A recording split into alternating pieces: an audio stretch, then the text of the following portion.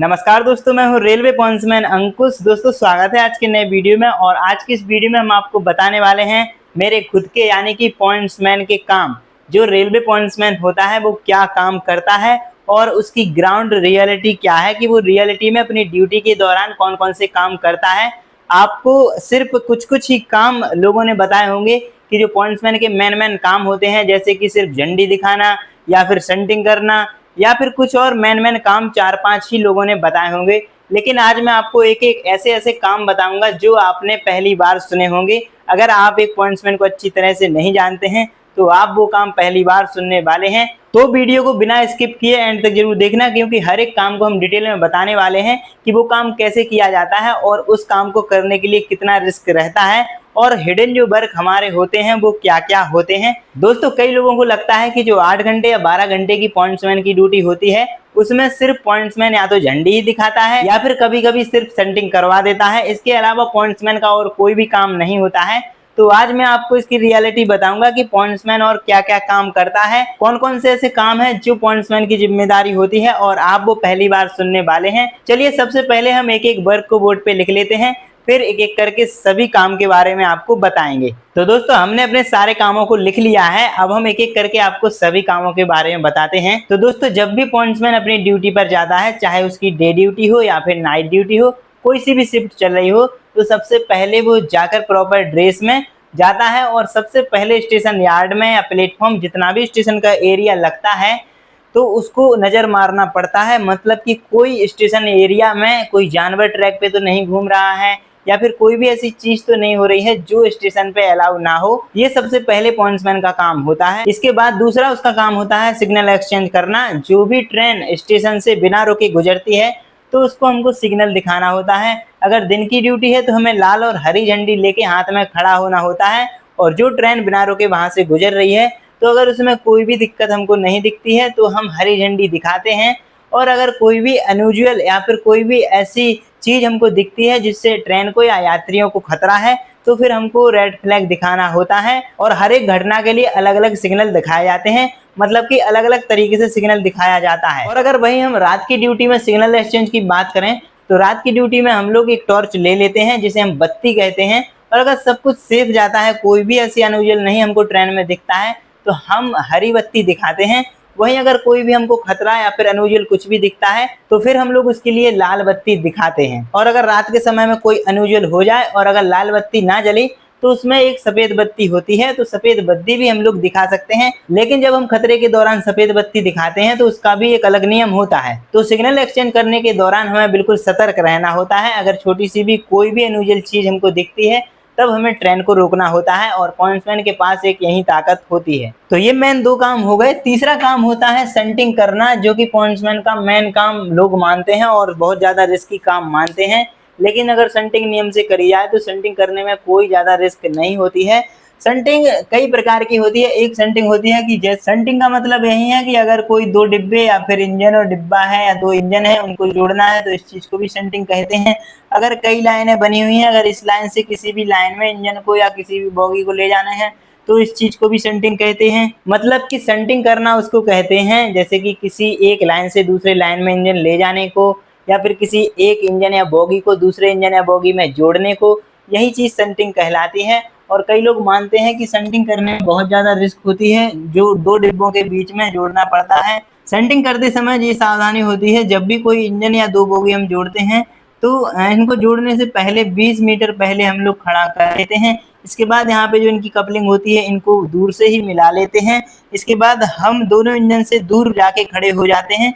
जो हम यहाँ पे सिग्नल के रूप में या तो जो बत्ती है वो लिए हो या फिर झंडी लिए हो, तो दूर से हम लोग यहाँ पे सिग्नल दिखाते हैं और ये इंजन पीछे आके इसमें जुड़ जाता है। तो इस काम को करने में कोई भी रिस्क नहीं होती है। और अगर आपको जब भी एक लाइन से दूसरी लाइन में इंजन ले जाना होता है तो जो हमारे पॉइंट होते हैं यहाँ पे रह के हमको झंडी दिखानी होती है, और जब यहाँ पे दूसरा पॉइंट पड़ता है तो यहाँ पे भी झंडी दिखानी होती है। अगर एक ही पॉइंट पड़ता है तो सिर्फ एक ही बार झंडी दिखानी होती है। और ये करने से पहले हमें एक ऑर्डर बनाया जाता है जो कि स्टेशन मास्टर के द्वारा बनाया जाता है। तो उस ऑर्डर को हमें लोको पायलट और गार्ड को देना होता है। और जब भी शंटिंग होती है तो उसमें गार्ड और लोको पायलट दोनों होते हैं। तो ये हो गया हमारा तीसरा काम। इसके बाद आता है चौथा काम, और चौथा काम है लोड स्टेबल या फिर लोड क्लियर करवाना। जब भी कोई गाड़ी के लिए आगे जाने के लिए लाइन नहीं मिलता है, या फिर ड्राइवर या गार्ड की जितने घंटे की ड्यूटी होती है घंटे पूरे हो जाते हैं, तो फिर उस गाड़ी को बंद किया जाता है। और बंद करने से पहले उसको सिक्योर किया जाता है। और सिक्योर करने के लिए तो जब भी लोको पायलट और गार्ड की गैर मौजूदगी में स्टेशन पे गाड़ी छोड़ी जाती है, तो स्टेबल करने के लिए जो इंजन के बाद का जो डिब्बा होता है और जो गार्ड के डिब्बे के आगे का जो डिब्बा होता है, या फिर गार्ड के डिब्बे में यहाँ पे हमें दो इस तरीके से गुटके लगाए जाते हैं। और इस तरीके से आगे भी दो गुटके और पीछे भी दो गुटके लगाए जाते हैं, जिसे हम लोग टेक बोलते हैं। और इस डिब्बे में और पीछे वाले डिब्बे में एक चैन भी बांधी जाती है, ताकि गाड़ी सिक्योर हो सके और आगे पीछे ना जा सके। वही एक एएलपी के द्वारा आगे 6 डिब्बों के ब्रेक कसे जाते हैं और पीछे से 6 डिब्बों के गार्ड के द्वारा ब्रेक कसे जाते हैं, तब जाके एक मालगाड़ी सिक्योर हो पाती है। तो ये तो हो गया लोड स्टेबल करना। वहीं जब इसी गाड़ी का कोई स्टाफ आ जाता है और इस गाड़ी को चलने का समय आ जाता है, तो जब नया स्टाफ लोको पायलट और गार्ड आते हैं, तो इस गाड़ी को लोड क्लियर करवाना होता है। मतलब कि पीछे से गार्ड जो 6 ब्रेक लगे थे वो खोल देते हैं और आगे से एएलपी इन ब्रेक को खोल देते हैं, और जो हमने ये वाले चैन और गुटके लगाए थे वो हम जाके खोल देते हैं। और बाकी जो कॉशन ऑर्डर मेमो वगैरह है देने के बाद वो गाड़ी यहाँ से चल जाती है। तो ये हो गया लोड स्टेबल और लोड क्लियर करवाने का काम, जो कि पॉइंट्समैन का होता है। इसके बाद एक होता है पांचवा काम, आउट रिपोर्ट, कॉशन ऑर्डर या जितनी भी मेमो होती हैं जो लोको पायलट या गार्ड को देनी होती हैं, तो ये देने का काम भी एक पॉइंट्समैन का ही होता है। और छठवीं चीज है क्रैंक हैंडल और क्लैंप एंड पैडलॉक करना, जो कि बहुत कम लोग जानते हैं। और क्रैंक हैंडल मतलब कि जो पॉइंट होता है जहाँ से ट्रेन मोड़ी जाती है, जब वो ऑपरेट नहीं स्टेशन ऑफिस से हो पाता है, तब हमें मैन्युअली जाके करना होता है। और उसकी कुछ चाबियां होती हैं, वो ले जाकर हमें मैन्युअली उस पॉइंट को दूसरी दिशा में सेट करना होता है। और उसी के साथ साथ हमें क्लैंप लगाने के बाद उसमें लॉक भी लगाना होता है। और एक मेमो देने के बाद उस गाड़ी को उस पॉइंट से गुजारा जाता है, वो भी सिग्नल पे झंडी दिखाते हुए और पॉइंट पे झंडी दिखाते हुए। तो ये क्रैंक हैंडल और क्रैंप एंड पैडलॉक भी पॉइंट्समैन को ही करना होता है, जो जनरली महीनों में या फिर साल में एक आध बार ही होता है। हमारे स्टेशन पे तो साल में एक आध बार ही है, मुश्किल की अगर हो जाए तो। लेकिन जो बड़ी बड़ी स्टेशन होती हैं वहां पे होता रहता है। बाकी इसकी टेस्टिंग महीने में 1-2-3 बार चलती ही रहती है। बाकी इसकी टेस्टिंग महीने में चलती ही रहती है कि ये सही से काम कर रहा है या फिर नहीं, और करने के लिए हमारी प्रैक्टिस भी इसके लिए बनी रहती है। तो ये हो गया हमारा छठवां काम। और इसके बाद है सातवां, सिग्नल ना आने पर गाड़ी को पायलट कराना। कभी कभी कोई सिग्नल खराब हो जाता है या फिर सिग्नल किसी टेक्निकल इशू की वजह से नहीं आ पाता है, तो लोको पायलट स्टेशन के बाहर खड़े हो जाते हैं। तो वहाँ पे हमें एक मेमो ले जाकर उन्हें देना पड़ता है और बताना पड़ता है कि सिग्नल किसी वजह से नहीं आ पा रहा है, और जो हमारा पॉइंट पड़ता है वहाँ पे हमें क्लैंप एंड पैडलॉक करके उस गाड़ी को आगे बढ़वाना होता है और स्टेशन तक लेके आना पड़ता है। और इसी चीज को करते हैं पायलट कराना गाड़ी को। इसके बाद 8वें नंबर की चीज होती है आइसोलेटर, जो कि बहुत कम ऐसे लोग जानते होंगे कि आइसोलेटर क्या होता है। जब भी कोई खतरा हमको दिखता है और हमको लगता है कि बिजली कट करने की ज़रूरत है, तो फिर हम लोग आइसोलेटर से जाके उसको ऑपरेट करते हैं आइसोलेटर को, और बिजली वहाँ से कट कर देते हैं और उस स्टेशन से आगे बिजली नहीं जा पाती है। तो अगर बिजली की वजह से कोई खतरा आता है तो फिर वो बिजली पूरी तरह से कट हो जाती है, और इसी को आइसोलेटर ऑपरेट करना कहते हैं। और 9वें नंबर पे है स्टेशन ऑफिस के अंदर स्टेशन मास्टर की हेल्प करना। कुछ ऐसे काम होते हैं जो स्टेशन मास्टर अकेले नहीं कर पाते हैं, तो उनकी हेल्प करने के लिए भी पॉइंट्समैन होता है, और उनके कुछ काम में भी पॉइंट्समैन को हेल्प करनी पड़ती है। इसके बाद है 10वें नंबर पे जितने भी इक्विपमेंट स्टेशन ऑफिस के अंदर रखे रहते हैं, जैसे कि क्लैंप एंड पैडलॉक हो गए, और ये जो हमने चैन गुटके बताए थे, और जिसमें ऑयलिंग वगैरह की ज़रूरत होती है जिससे कि वो चालू हालत में रहें, तो ये इक्विपमेंट की भी देख रेख एक पॉइंट्समैन को ही करनी होती है। इसके बाद जो मेन काम है पॉइंट्स के मामले में सतर्क रहना, मतलब कि पॉइंट्समैन नाम ही है।